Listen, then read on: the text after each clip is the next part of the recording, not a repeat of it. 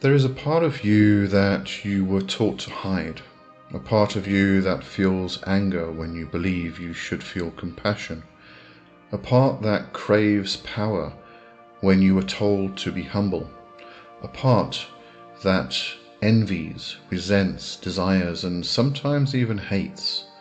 Most people spend their entire life pretending this part of themselves does not exist. But the truth is this: the parts of you that you fear the most may be the very parts that contain your deepest power. This hidden region of the psyche is what the psychologist Carl Jung called the shadow, and learning to face it is one of the most important steps in psychological and spiritual growth. The shadow is not simply the dark side of your personality. It is the unconscious collection of everything about yourself that you have rejected, every trait you were punished for as a child, every impulse you were told was wrong, every emotion that made other people uncomfortable.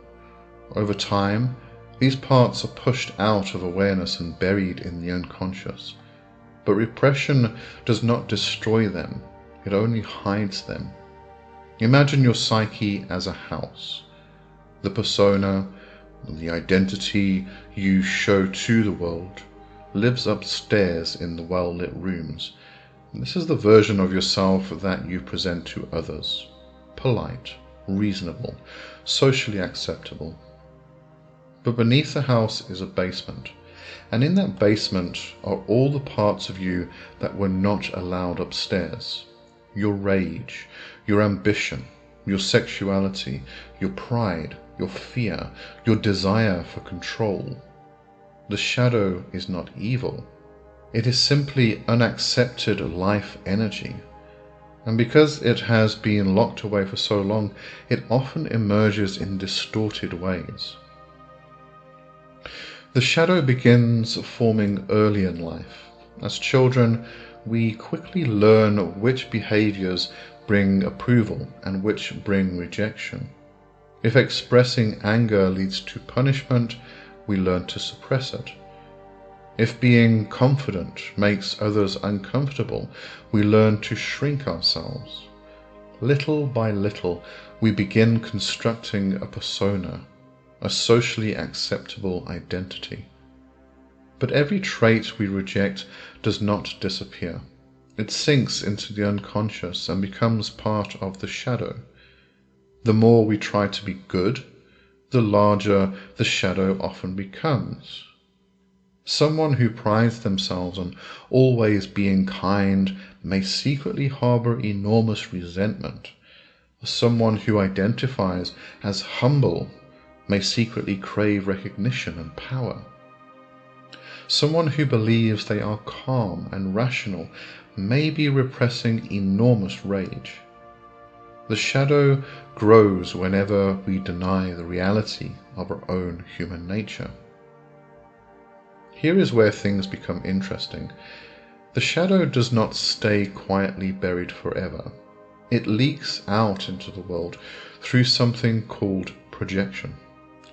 Projection happens when we unconsciously attribute our own denied traits to other people. The qualities we cannot accept in ourselves become the qualities we are most disturbed by in others. The person who denies their own aggression may constantly accuse others of hostility. The person who represses their ambition may resent those who are successful.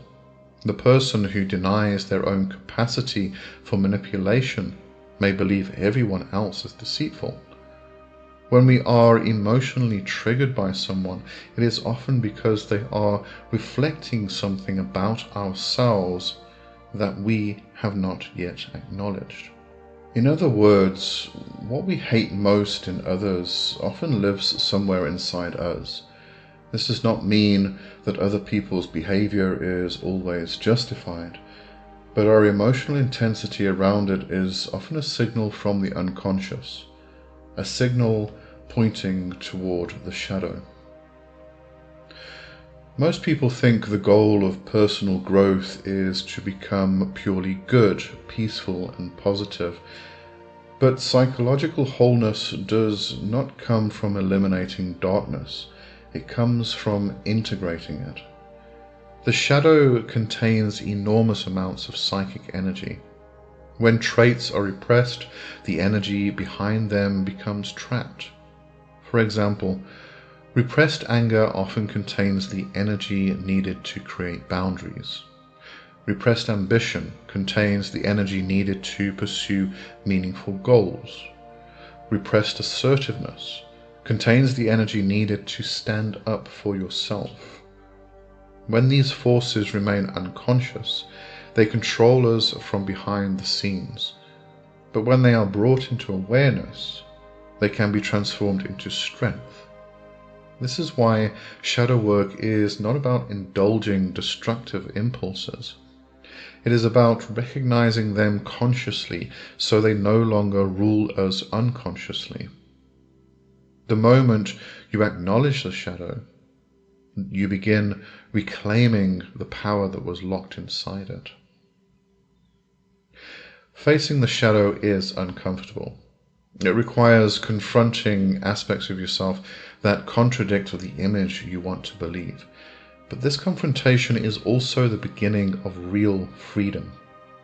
Shadow work begins with simple but difficult questions. What qualities in others trigger strong emotional reactions in me? Where might those qualities exist within myself? What emotions do I avoid feeling? What parts of my personality do I try hardest to hide?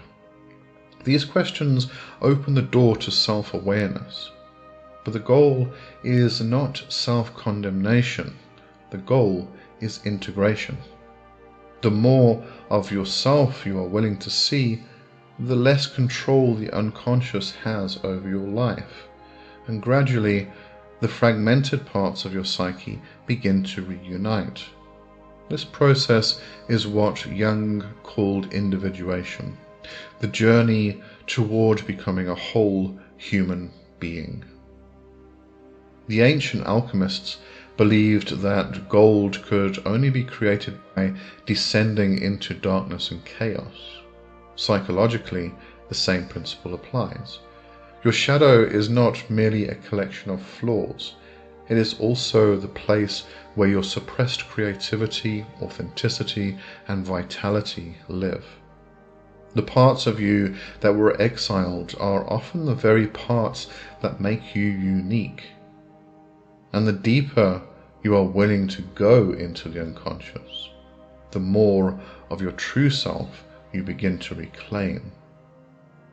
So the next time you encounter something within yourself that feels uncomfortable or unacceptable, pause before rejecting it. Look at it more closely, because hidden inside the shadow may be the very power you have been searching for all along.